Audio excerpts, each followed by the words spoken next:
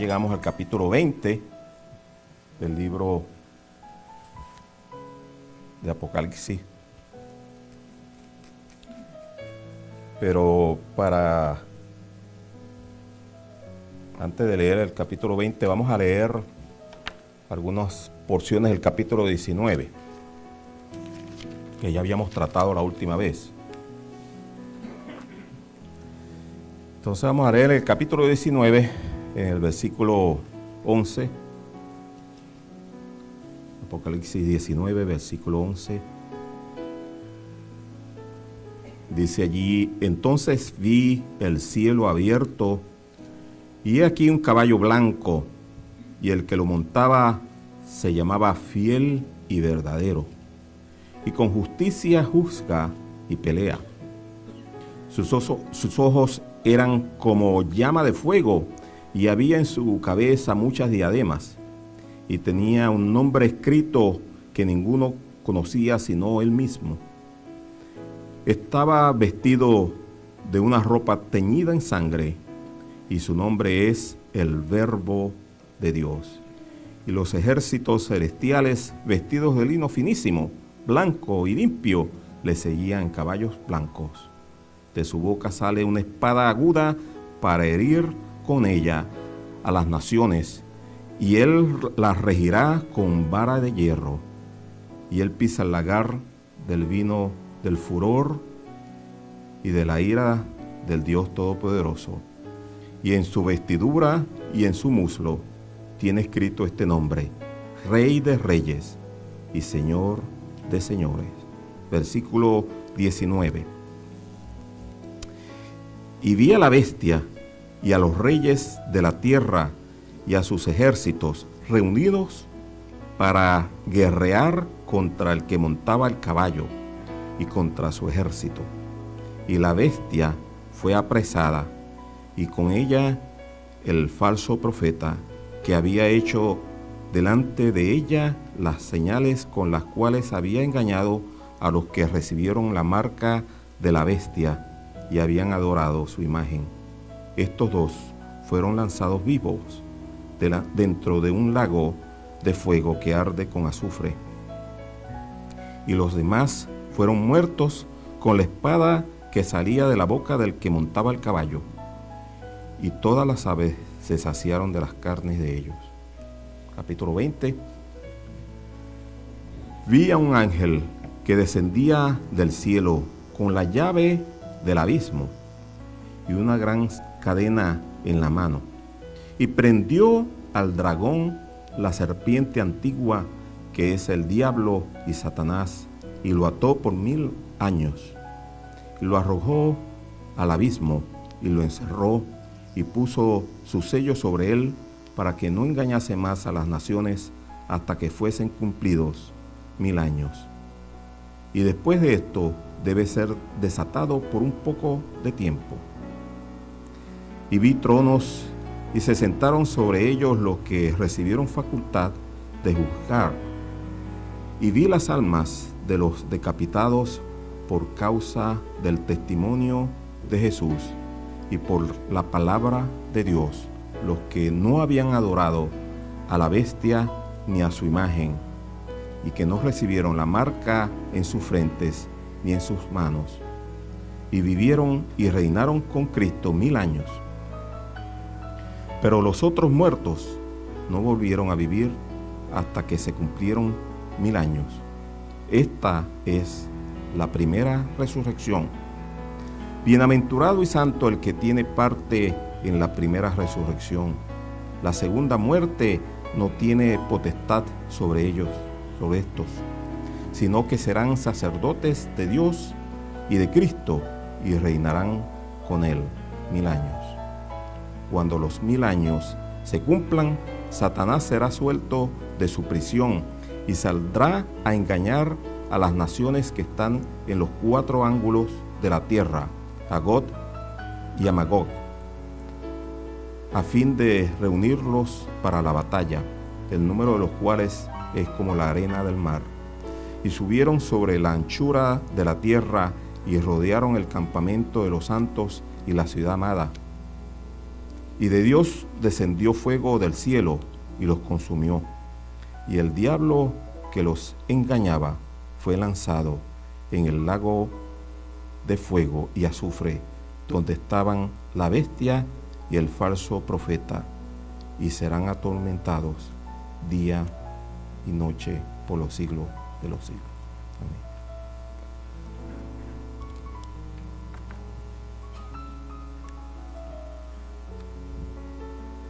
Muy bien.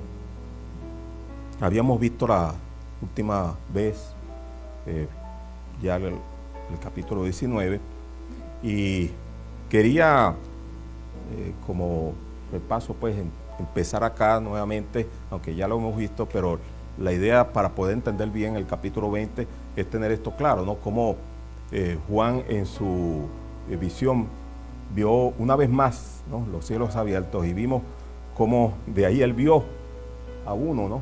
He aquí un caballo blanco y el que lo montaba se llamaba Fiel y Verdadero, ¿no? Entonces, interesante pues hoy, como hemos visto en la Cena del Señor, hoy recordamos cuando el Señor entró a Jerusalén y lo hizo montado, según la profecía de Zacarías, lo hizo montado pues sobre aquel pollino hijo de asna, y él entrando así venía en son de paz, venía precisamente él para entrar y hacer la obra de la redención, pero sabemos cómo precisamente no fue reconocido como tal. Y el mismo Señor se lamentó pues de que la ciudad no entendió el día de su visitación, el día de eso que había sido anunciado pues por el profeta. Sin embargo, ahora aquí vemos al Señor, ese mismo que entró a Jerusalén montado sobre un pollino hijo de asna. Ahora lo vemos aquí entrando al mundo, ¿no? Y él precisamente va a llegar a Jerusalén, va a poner sus pies allí esta vez, ¿no? Montado pues ahora sobre un caballo blanco, ¿no? Y su nombre, Fiel y Verdadero. Ahora habíamos visto también 4 nombres. Ya el versículo 10, que no lo tenemos acá, ya leíamos pues como el mismo ángel le dijo a Juan que no lo adorara a él, sino más bien a Dios, ¿no?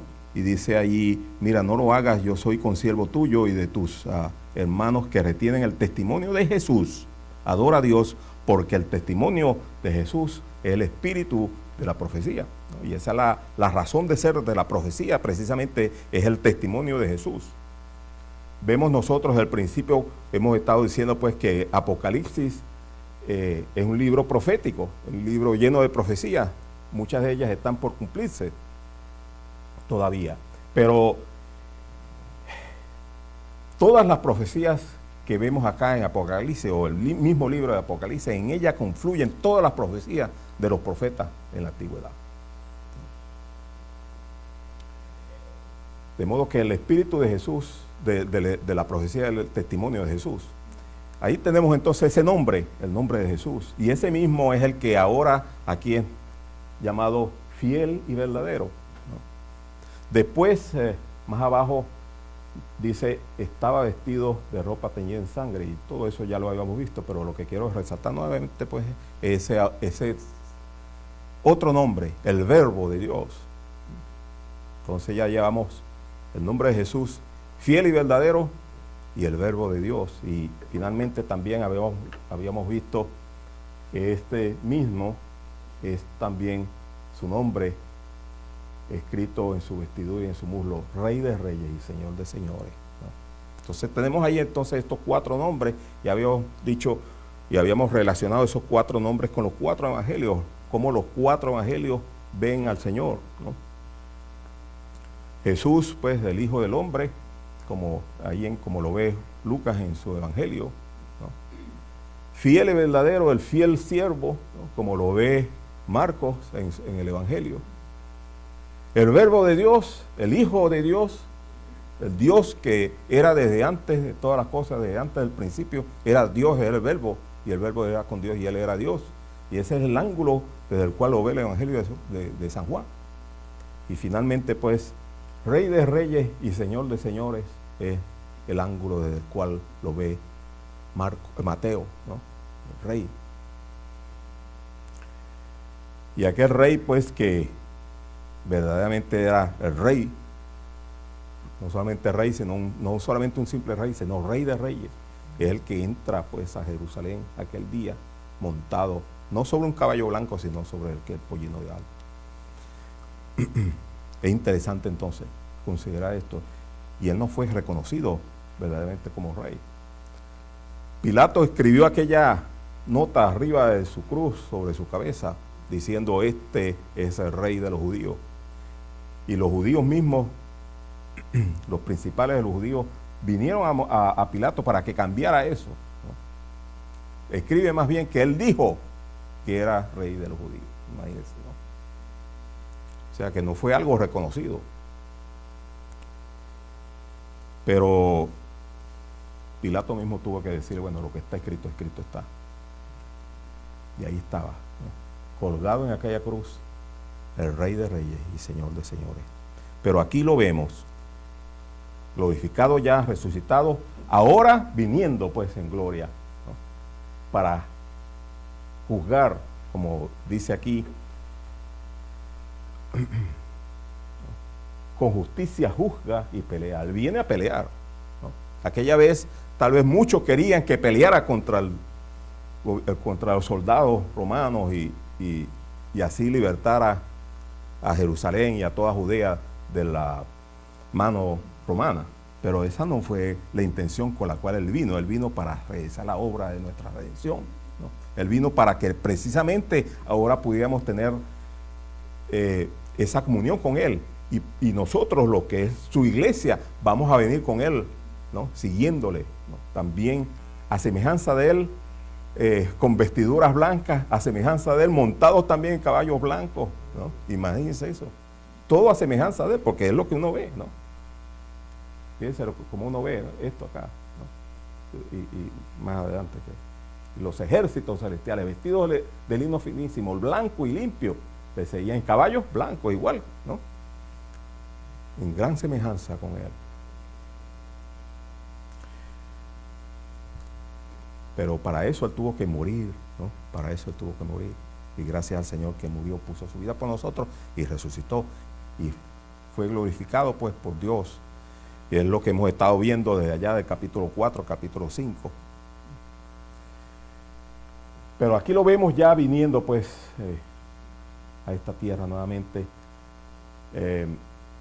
Y como decíamos, él viene a pelear, pero él viene también a juzgar. Y ambas cosas con justicia, ¿no? Con justicia de Dios.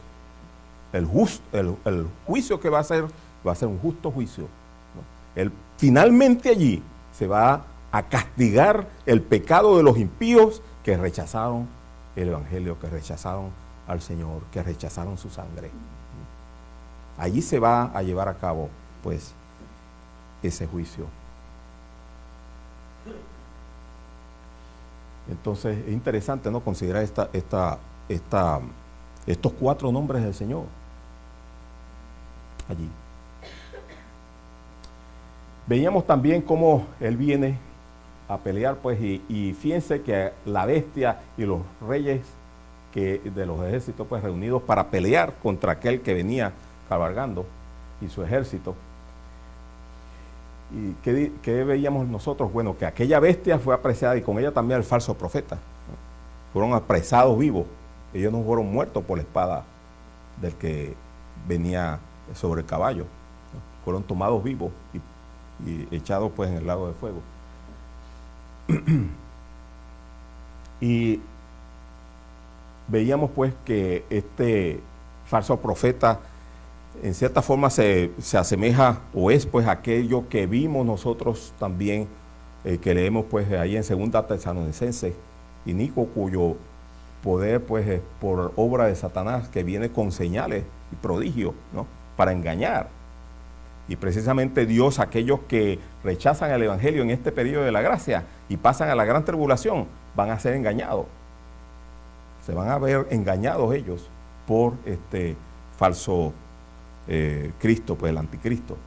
representado pues por las figuras mismas de la bestia y del falso profeta, que es el que va a hacer las maravillas y prodigios y señales, de modo que hasta fuego del cielo hasta puede hacer caer, ¿no? Pero estas dos van a ser tomados vivos, ¿no? Como dice aquí abajo, estos dos fueron lanzados vivos al lago de fuego. Y los demás sí fueron muertos, ¿no? Los demás, todo lo que les seguía, los que habían sido engañados, pues, los que tenían que la marca del anticristo, la marca de la bestia en su frente o en sus manos, ¿no? La marca del 666, del 666, como termina el capítulo 13. Esa marca, los que habían sido engañados por la bestia, por el falso profeta, y tenían la marca de la bestia, fueron muertos por la espada que salía de la boca del que montaba el caballo, pues, de nuestro Señor. Y sus carnes pues fueron dadas a las aves de los cielos. Entonces entramos hoy al capítulo 20. Y ahora Juan dice aquí: vi un ángel que descendía del cielo con la llave del abismo y una gran cadena en la mano, y prendió al dragón, la serpiente antigua, que es el diablo y Satanás. Vi un ángel que descendía del cielo con la llave del abismo, ¿no? Ahora uno lee el capítulo 9, no hemos visto todo el libro de Apocalipsis, pero uno ve el capítulo 9 como comienza, y ahí habla del quinto ángel con la quinta trompeta, y ahí dice que se le dio la llave del abismo, ¿no? Y este ángel que viene con la llave del abismo,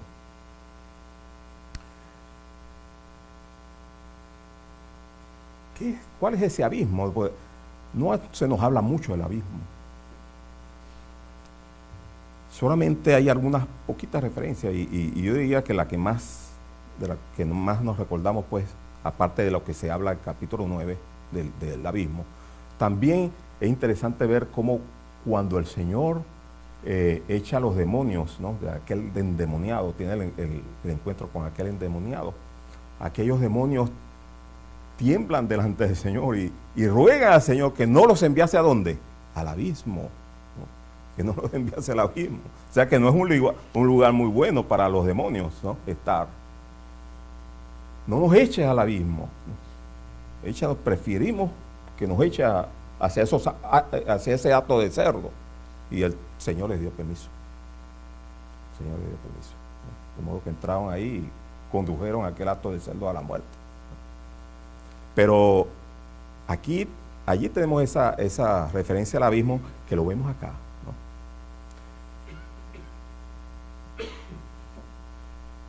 Y ese ángel entonces con la llave del abismo y una gran cadena con la cual pues prende y ata a Satanás, dice, prendió al dragón, a la serpiente antigua, que es el diablo y Satanás. Interesante, ¿no? 4 nombres de la misma persona maligna. Y es interesante cómo el diablo pues se camuflajea y uno ve inclusive también las 2 personas estas que ya están en el lago de fuego, que son la bestia y el falso profeta, cómo componen también con Satanás, el diablo, una trinidad, pero una trinidad maligna, ¿no? Una trinidad maligna.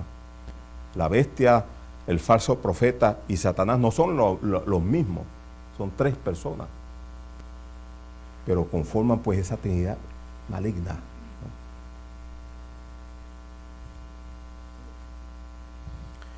Pero aquí vemos entonces a este Satanás, ¿no?, con estos 4 nombres también. El dragón, como se ve aquí en el libro de Apocalipsis. La serpiente antigua, ¿no?, como se le ve allá en el capítulo 3 de Génesis, ¿no? Aquella serpiente que engañó a la mujer e introdujo así entonces el pecado al mundo, para crear pues crear y sembrar la muerte, ¿no?, la destrucción sobre aquello que Dios había hecho. La serpiente antigua, y que aquí específicamente, para que no quede duda alguna, es el diablo y Satanás, el diablo que significa el acusador, ¿no? Y Satanás el enemigo. Entonces, estos 4 nombres los tenemos acá, del mismo ser maligno, ¿no? Y dice pues que el ángel lo ató por 1000 años y lo arrojó ¿a dónde? Al abismo, y lo encerró allí, para que no engañase más a las naciones. De modo que entonces aquel tiempo que dice ahí pues de 1000 años en que Satanás está allí atado y encerrado en aquel abismo, implica que es un periodo de tranquilidad, un periodo de no hostilidad, ¿no? Un periodo de calma, de felicidad, el periodo pues de ese tiempo milenial del cual se habla mucho en los profetas, ¿no? Y que acá pues nuevamente se ve cómo va a haber esa paz y tranquilidad. ¿Por qué? Porque este ser está allí prisionero, ¿no? Sin posibilidad de ir y engañar a nadie, hasta que fueran cumplidos los 1000 años. Después de eso debe ser desatado por poco tiempo. No se nos dice cuánto tiempo, no se nos dice si es 1 año o 2 años, pero es un corto tiempo, no va a ser 1000 años nuevamente, no, va a ser un breve periodo de tiempo, tal vez meses o unos pocos días. Pero de eso no se nos dice, simplemente un corto tiempo. Y entonces, mientras tanto, en ese tiempo que vemos que es lo que vio Juan, dice que vio tronos y allí se sentaron pues los que recibieron la facultad de juzgar y vi las almas de los decapitados por causa del testimonio de Jesús. ¿Y quiénes son estos? Bueno, estos son aquellos que pasaron por la gran tribulación. Y la única forma de ser salvo en la gran tribulación es mantener firme el testimonio de Jesús. Y el que mantenga firme el testimonio de Jesús va a ser muerto en la gran tribulación. No la va a tener fácil. Y la mayoría de ellos, hermano, la mayoría de ellos van a ser judíos, que van a ser capaces, ¿no?, de precisamente dar su vida a reconocer que Cristo es el verdadero Mesías, ¿no? Cuando ellos vean que efectivamente este Jesús, ¿no?, a quien ellos habían rechazado, es el Mesías, el Señor, ellos van a dar su vida. Y por eso es que los 144,000 son precisamente todos judíos. Por ahí hay una secta que dice que acerca de los 144,000, no, los 144,000 todos son judíos, 12 de cada una de las tribus de Israel.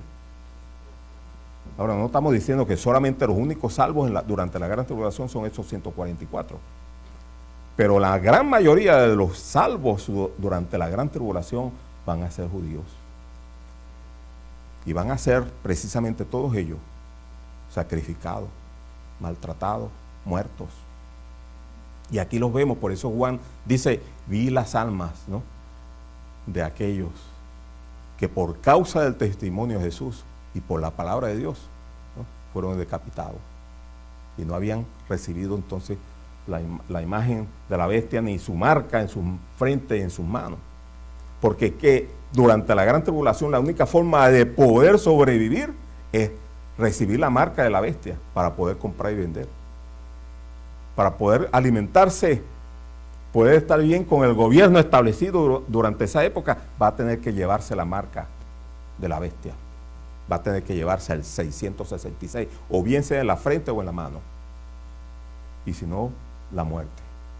Y precisamente por eso Juan dio acá, ¿no?, las almas de los que no recibieron la marca en su frente, la marca de la bestia, ni en su frente ni en sus manos, sino que fueron decapitados.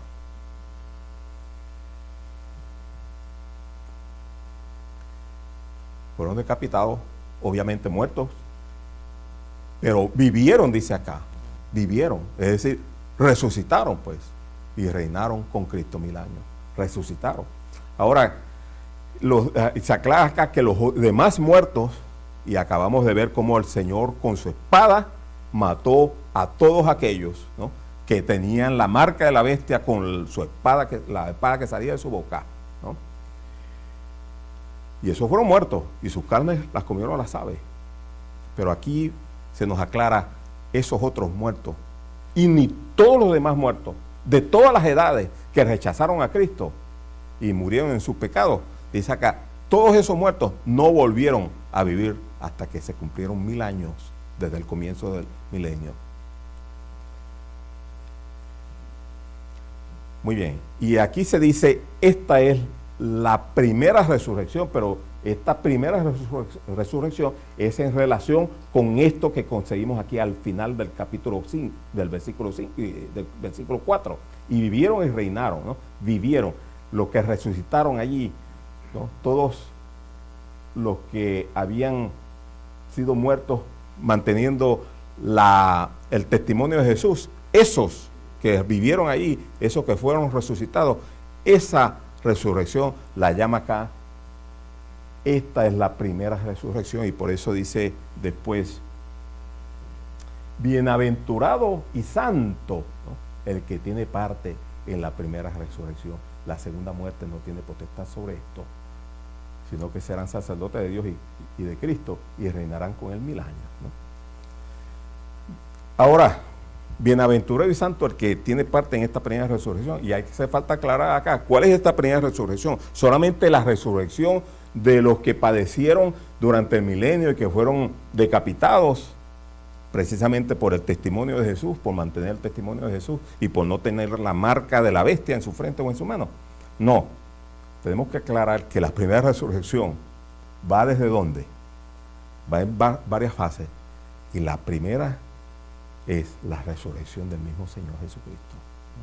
¿Por qué? Porque conseguimos nosotros en el capítulo 15 de 1 Corintios que Él es ¿qué? Él es la primicia, ¿no? Primicia es de los que durmieron es hecho, primicia de los que han de resucitar para vida eterna, ¿no? El Señor Jesucristo es primicia, ¿no? De modo que esta primera resurrección podríamos decir que comenzó con la resurrección de Cristo. Después, pues, por supuesto, cuando Él venga por su iglesia, los muertos en Cristo resucitarán, ¿no? Y todo eso es parte también de esa primera resurrección.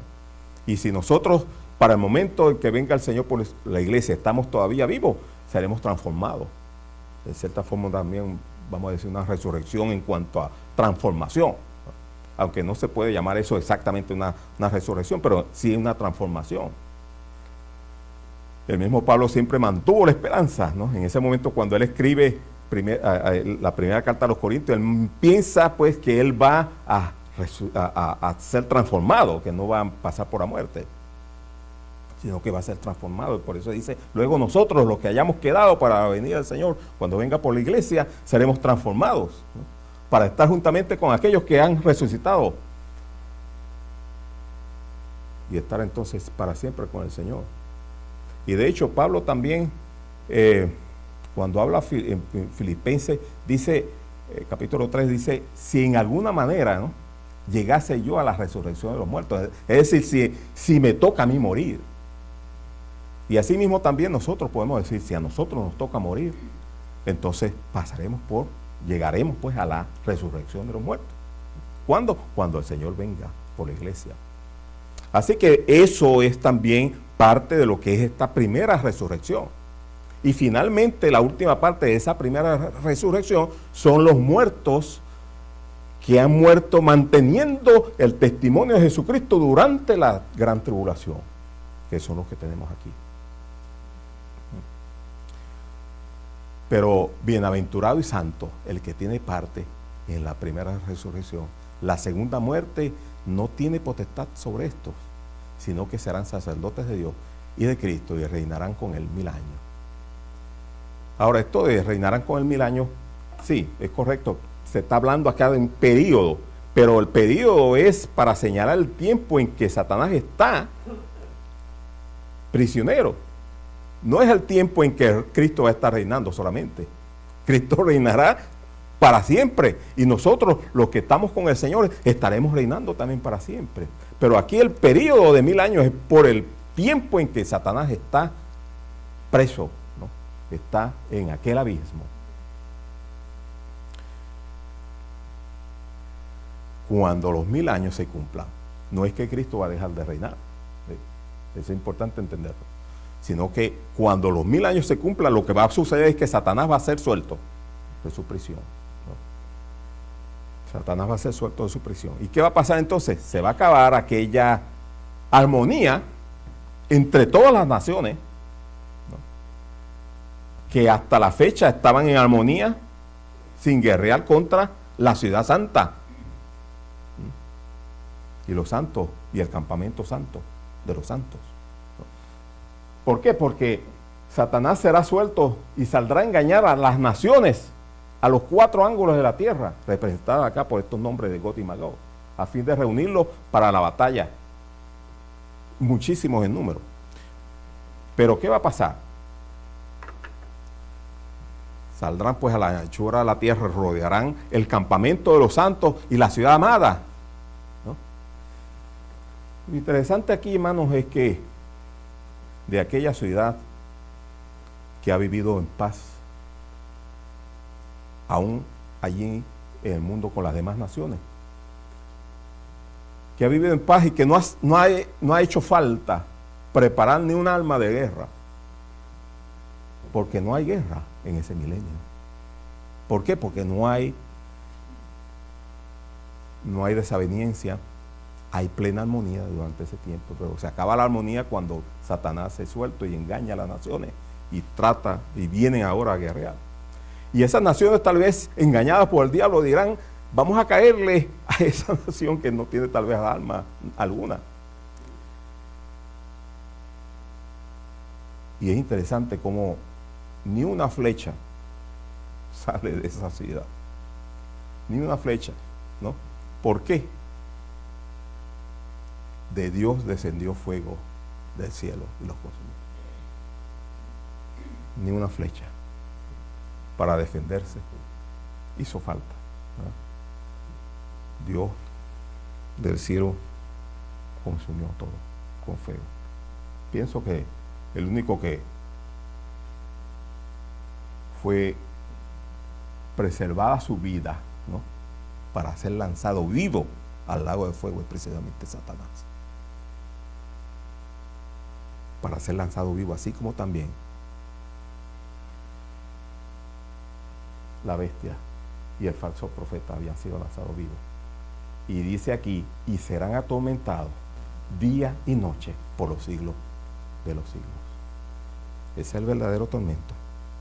El que hoy día dice: estoy atormentado, ¿no?, por alguna enfermedad, alguna molestia, alguna dolencia, no es nada contra versus pues ese tormento de verdad, ¿no?, que se siente allí, ¿no?, en ese lago de fuego, de azufre, donde serán atormentados por los siglos de los siglos. Y ya vemos allí entonces los primeros que son puestos en ese lugar.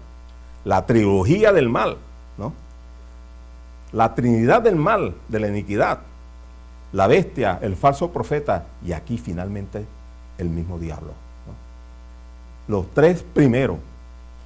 ¿Dónde? En el lugar que fue hecho precisamente ¿para quién? Para Satanás y su demonio. Y déjeme decirle que cuando aquí habla de Satanás, pienso también que no solamente Satanás, sino sus demonios.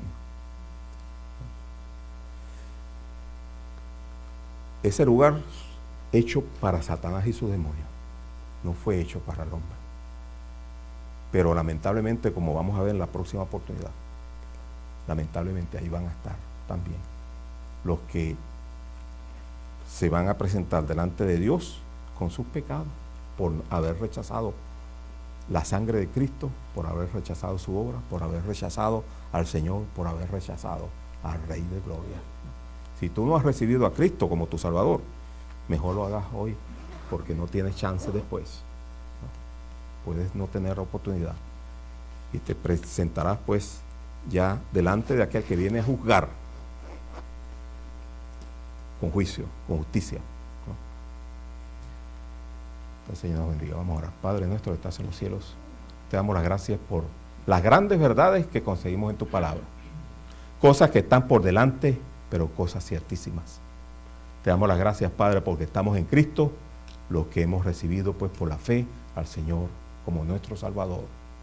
Pero si hay alguien acá que no tiene esta seguridad, que no ha recibido al Rey de Gloria, que no ha sido limpiado por la sangre derramada por Él en la cruz, que este sea el tiempo de salvación, que sea el día en que se aproveche pues de la esperanza, de la gracia que todavía está, la puerta está abierta. Queremos pues que tú seas con cada uno de los presentes acá en el nombre del Señor Jesucristo. Amén.